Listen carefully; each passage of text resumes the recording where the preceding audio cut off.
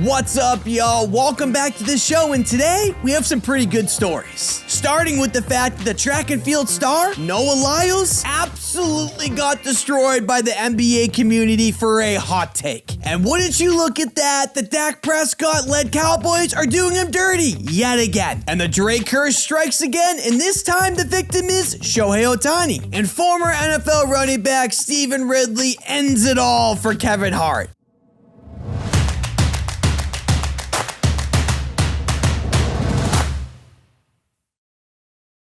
My man Noah Lyles really thought he was onto something here, but let me tell you, the basketball world didn't appreciate it at all. After Noah won his third straight 200-meter at the World Championships, let me tell you, this man was on his high horse and had this to say about NBA players winning championships, quote-unquote world championships. The thing that hurts me the most is that I have to watch the NBA Finals and they have world champion on their head. World champion of what? The United States? Don't get me wrong. I love the U.S. at times. But that ain't the world.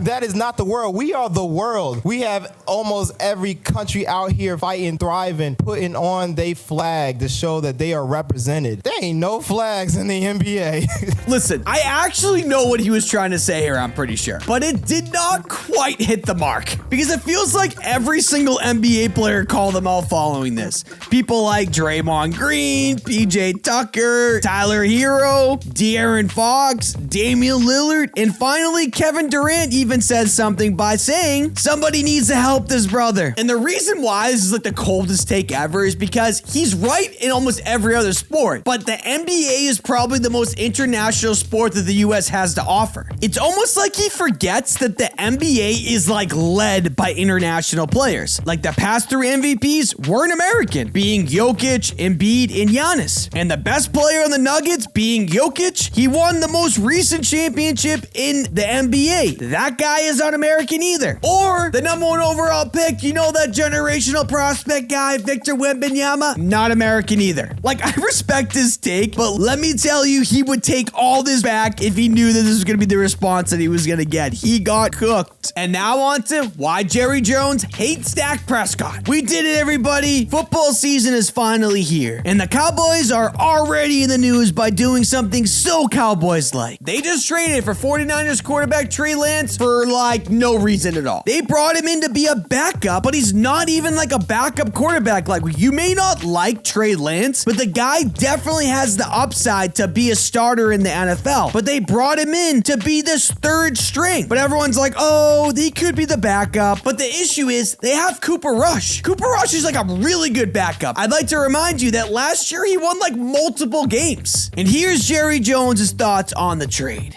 What did you guys give Dak a heads up that this was coming? Did anybody in your organization give Dak a heads up that this was coming down? No. We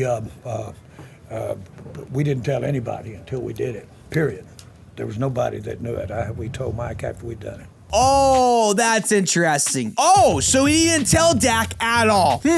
I'm sure Dak's not going to like that. And here's Dak Prescott talking about it. I mean, I can't say that I necessarily expected it, no. I understand that that's business. I understand that they're probably on a timeline. They need to get something done. And as I said, he felt like that strengthened his team. To be honest with you, I'm not surprised by anything anymore.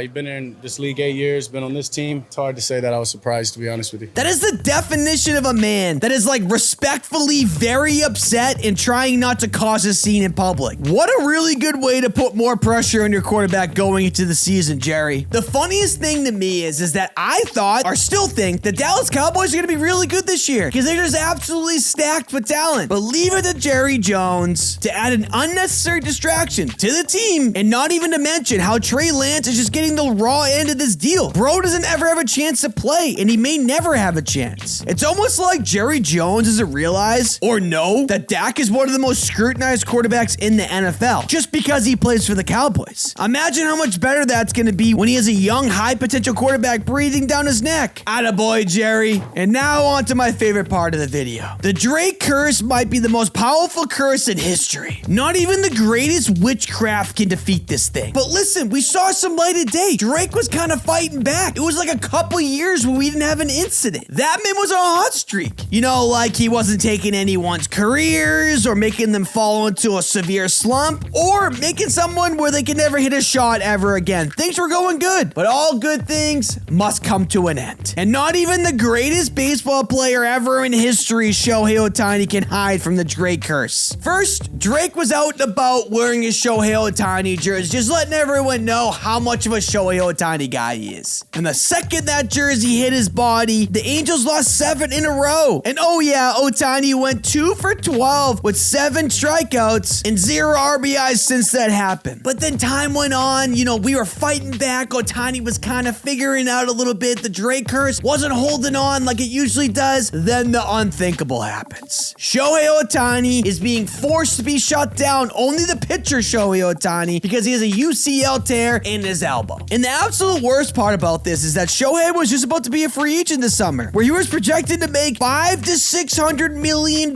in his next contract. But now many believe that this might cost him $100 to $200 million. And everyone's blaming Drake for this. Bro, that is nasty. Actually, I lied. This is my favorite part of the video. Outside of being a legendary comedian, Kevin Hart is a fitness enthusiast. And he felt so good about his athletic abilities that he decided to challenge his boy and former Patriots running back, Stephen Ridley, who is 10 years younger than Hart, to a race, and it went just as bad as you would expect. Well, to all my men, women out there that are 40 years old and above, it's not a game. Respect that age. And I don't want you to be alarmed, but I'm in a wheelchair. Why? Well, because I tried to jump out there and do some young stuff. Me and Steven, we got into a little debate. This debate was based off of who was faster. Those that know me know I'm pretty fast. Steven said, Kev, ain't no way you gonna beat me. Steven is an ex-NFL running back, played for the New England Patriots. Very good guy. I said, Steve, you can bet it. He said, bet. I said, bet. We get out there, we go run the 40-yard dash. 40-yard dash. Guys, I blew all my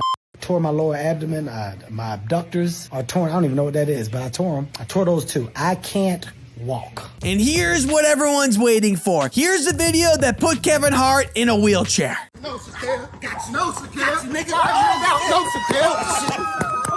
First of all, everyone's acting like Steven really dusted him or something. Kevin Hart was right up there with them. Not so bad for someone who's literally a decade older and not a professional athlete. But maybe at the end of the day, this should be a lesson to everyone to not challenge a professional athlete in basically what they were a professional athlete for. In this case, Stephen Ridley can run really fast because he was a running back. That's it, everybody. If you enjoyed this video, make sure you leave a like, leave a comment, share it to your friends and family. Chances are, if you like the video, everyone else in your family, in your inner group is gonna like it as well. I would really appreciate it. Until the next video, talk to you guys soon.